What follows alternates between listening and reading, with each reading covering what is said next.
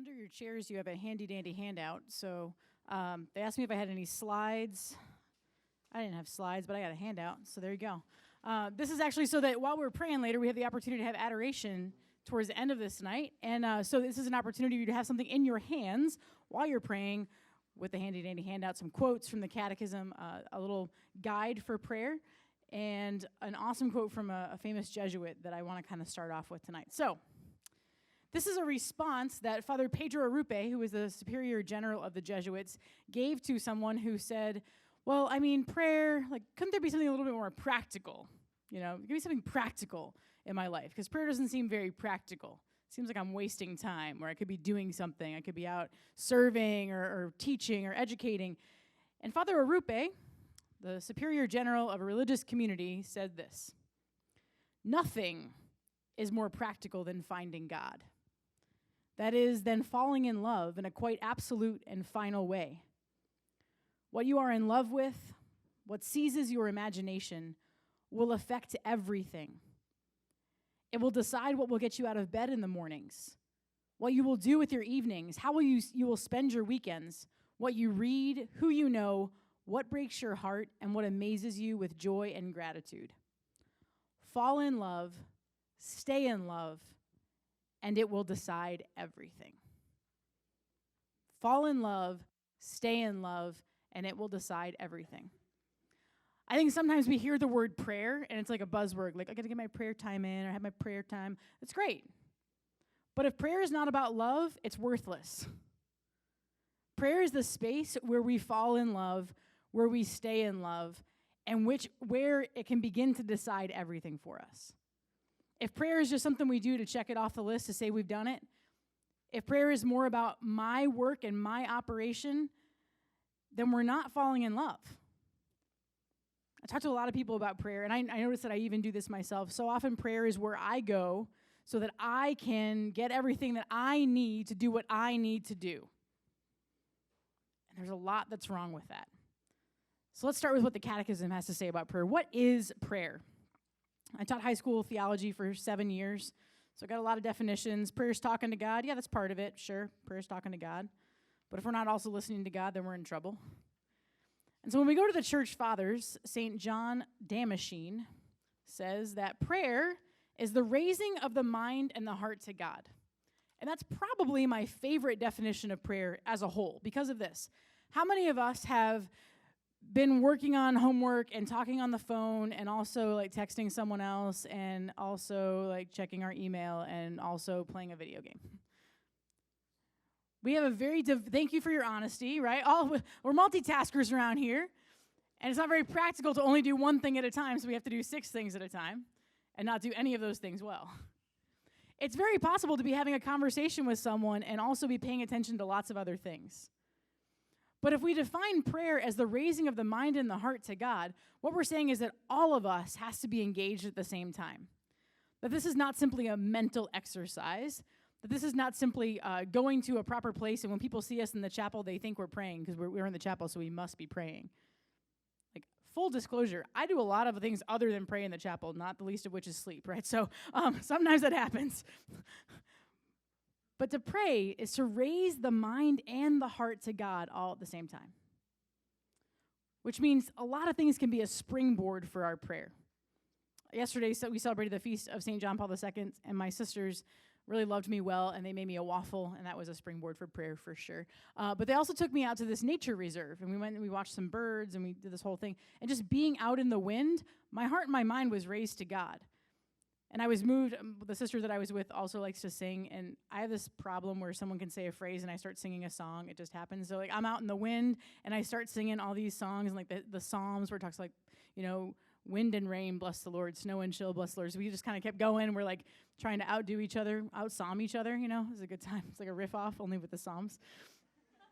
So prayer is the raising of the mind and the heart to God. Fully engaged. Our minds and our hearts. Not just our words, not just our fingers on the rosary beads, but giving all of ourselves to the Lord. Another paragraph talks about how prayer is the union of God's thirst with ours. He thirsts for us that we might thirst for him. I don't know about you, but it's really easy to pray when I feel like praying. And it's really hard to pray at 5:05 in the morning when I never feel like praying. But that's what my order of the day says we're going to do. And so I have to recognize that before I even think about going to pray, God is already beckoning me to that space, to that place. The story of the woman at the well is a beautiful image of this union of thirsts. That this woman, Jesus asks her for a drink of water. He thirsts for her before she even knows that she should be thirsting for him. And in that encounter at the well, she comes to a knowledge of that thirst, the mutuality of that thirst. Of course, Mother Teresa and her sisters get this really well. And if you go into any convent of the Missionaries of Charity in the entire world, next to any of their crucifixes, you see the two simple words, I thirst. As a remembrance that it's the thirst of Jesus from the cross that draws them every morning to go and to spend their time with him, so that they can spread his fragrance wherever they go. As at the end of every Mass, they pray together the prayer of St. John Henry Newman. St. John Henry Newman, as of 2 Sundays ago, yes, right? That beautiful fragrance prayer, dear Jesus, help me to spread your fragrance everywhere that I go. That from that thirst of Jesus that they're responding to, they're able to respond to the thirst of Jesus that they receive through the poor that they encounter every day. Prayer is also the place of communion. And not just the sacrament of the Eucharist we talk about, but prayer is a place of communion where our hearts and our lives and our minds and all of us become one with the Lord. There is a union of persons that takes place there. The Catechism also talks about how prayer is the place of covenant. We know that a covenant is more than a contract. A covenant creates family bonds. It's not just I uphold my end of the bargain, you uphold your end of the bargain. But I think sometimes when it comes to our prayer lives, we approach it in the more of this covenantal kind of thing. I'm going to do my part, God. I'm going to say my prayers, and you're going to answer them exactly the way that I want them, as if God is a vending machine or Santa Claus, right? But God is a lot more than that. And he desires intimacy, and he desires relationship. The very dynamic of prayer is that God comes to find us. God comes to meet us.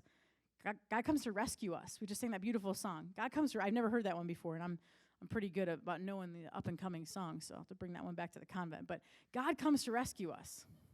He comes to meet us.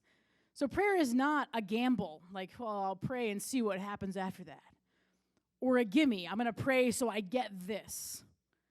And prayer is also not a game. I think all of us have probably been in a relationship, maybe a friendship of some sort, where we've experienced a lot of game playing, and hopefully you recognize how unhealthy that kind of a relationship is and you get the heck out of it. Right? God's not into playing games. And so we ought not to be into playing games either. It's all about building an authentic relationship with the Lord. And so then what is the secret to having a healthy and fruitful prayer life? Well, John 15 tells us a whole lot about that. Remain in me. Remain in me. If we take those first letters of those words, R-I-M. Remain in me. Relationship, identity, mission. It's our relationship which informs our identity, which then informs our mission. If we're living that upside down, we're doing it wrong. And our relationship can only be built in the context of that relationship of prayer. So the two non-negotiables that have to happen in a relationship, this is in our friendships and this is in our relationship with the Lord, are honesty and consistency. If we are lacking either of those two things, we're doing it wrong. And we know that in a real relationship with a friend, right, if we're lacking either of those things, those are obstacles to real communion. It's an obstacle to friendship if there's no honesty there. It's an obstacle to friendship if there's no consistency there. We're not really able to build on much. So what does this honesty look like? Recently, the Lord just kind of brought up this memory that I thought I had been done with. I thought we had done that. We'd healed that. We'd worked through it. And it came up, and I was like, I don't really want to deal with this. So I was talking to my spiritual director about it, and I was feeling very raw after this conversation, like very exposed, very vulnerable. I was just like, my heart was hanging out. And I was like, here I am. I just feel like everyone who sees me right now can know how much of a mess I am and how much of a sinner I am. So the next day, I was meeting with one of our candidates who's discerning with our community, and we met up at a St. Louis bread company, for those of you from St. Louis, Panera, for those of you from everywhere else. We went up there, and we're drinking coffee, and we're having this conversation, and I'm sitting there trying to be present to her, but also very aware of just how raw I'm feeling, and just like, okay. And in the midst of that, a homeless woman approached us. And she asked, she said, excuse me, sister, I have two questions. First, why'd you become a nun? Second, can you help me out? sure, I can do both of those things, right? So I was able to give her the remainder of a gift card that someone had given me. It was fine, and she went on her way. And as this girl watched this happen, she had tears in her eyes, and she said, "Sister, she just like came up to you and was like drawn to you." And I thought, she has no idea what a mess I am right now, and neither do you. But didn't say that, And as I got in the car to drive away that day, the Lord just like, "See, I need you in your mess." And he reminded me that there were actually 2 other times where I had almost the exact same situation happen. Had been kind of in a raw space. I was driving back from Kansas City to Alton, stopped at the Panera right here at the mall, actually, and this homeless woman approached me. And I was a raw mess, and my heart was hanging out, and I spent some time with my spiritual director and laid out a whole bunch of stuff. And this woman needed my help. And I prayed with her outside of the Panera and bought her dinner. And Jesus like, "I need your rawness. I need your rawness." And then I was on a retreat. I was up in Springfield, Illinois, and I had gone to Panera to turn in it's every time, Panera and homeless people. I'm telling you. So I go to Panera. I'm on this personal retreat, working through all my junk. Go to the Panera. I'm using their Wi-Fi to upload a project that I had due like at 9 o'clock, and it was 8:55. One of those deals, And so I'm doing it, and I'm driving home, and there was this homeless man. So I rolled down my window, and I gave him the remainder of a Panera gift card, and I went back to my retreat house, and I was like, I got to go back to him. I got to give him more. And so I gathered up all the snacks I had brought and all my extra toiletries, and I went and I brought him a holy card of the prodigal son, and I gave it to him, and we prayed together in the middle of the street, and it was great. His name is Sean, and I still pray for him.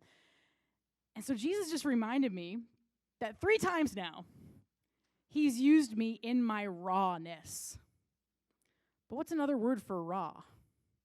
If we're talking about raw vegetables or raw meat, we're talking about something that's fresh. Right? When something is fresh, it always makes the better food, right? If you're going to cook a meal, you want fresh parsley, and fresh garlic, and fresh vegetables, and fresh meat. Not something that's been sitting in a freezer and it's all freezer burn. You want something that's fresh. And when you bring all those ingredients together, you can create a beautiful, delectable meal. Something that's it can be presented beautifully. It tastes wonderful to the palate. And our prayer is no different. When we bring our rawness to Jesus, when we're not afraid to be real with him, to say, "Jesus, I'm a mess right now." Or like on Monday, I was like, "Jesus, I'm discouraged right now, and I need you to see me like this. I need you to see my discouragement so that I can surrender it to you more fully." And I did. I surrendered it to him. And right after I said that to him, he said to me, "Take courage, it is I, be not afraid." Okay, great. And as soon as I got back to my office after that prayer time, he gave me 3 things to confirm that he was indeed at work and that I had nothing to be discouraged about. Because I wasn't afraid to be raw with him. I wasn't afraid to complain to him. I wasn't afraid to let him have all of my emotion. These are the things that lead to intimacy. On your sheet there, I have how to grow in relational prayer. It's a 4-letter acronym. You may have heard it before.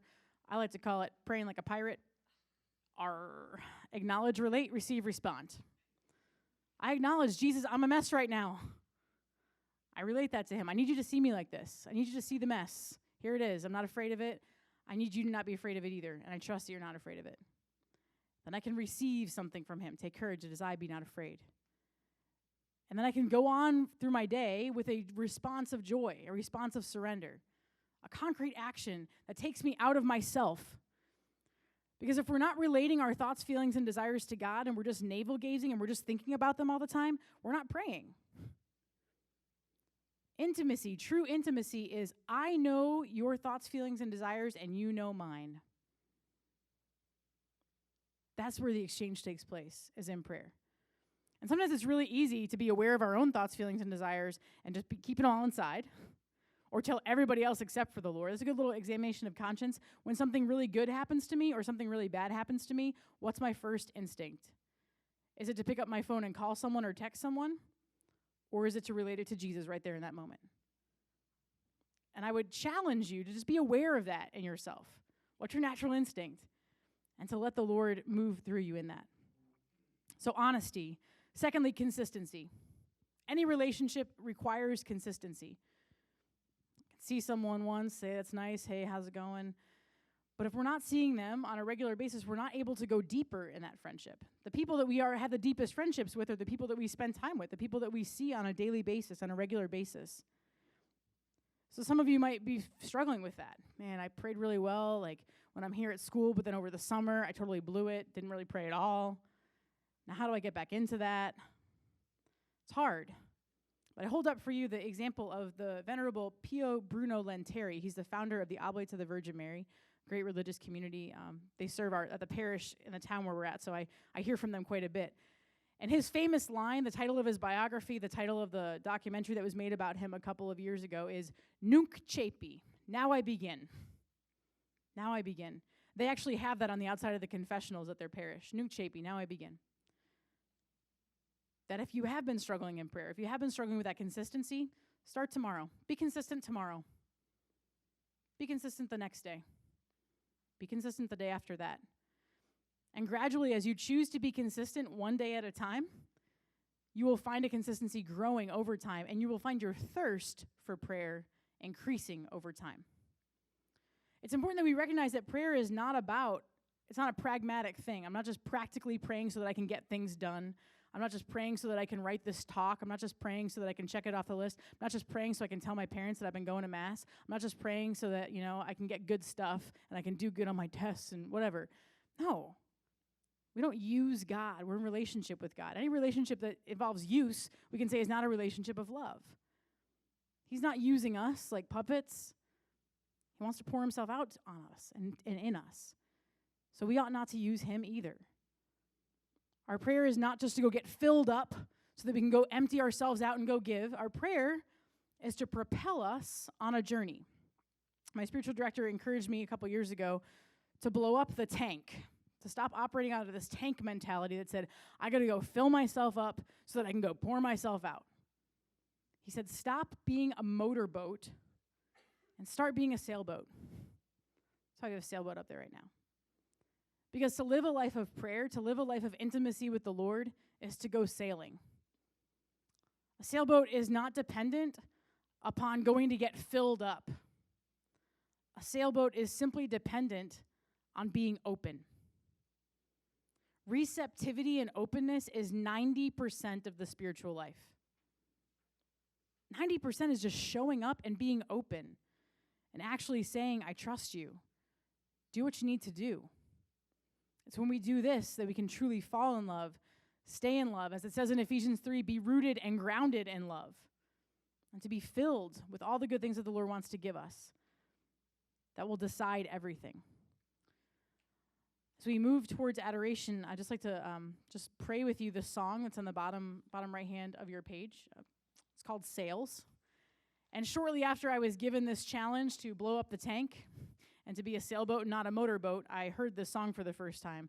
And I was like, oh, this guy's in cahoots with Bethel. I get it. Yep, he pretty much probably told them my whole spiritual direction appointment, and then they went and wrote a song about it. So, but I just want to invite you to enter into this song as we prepare to welcome Jesus for adoration.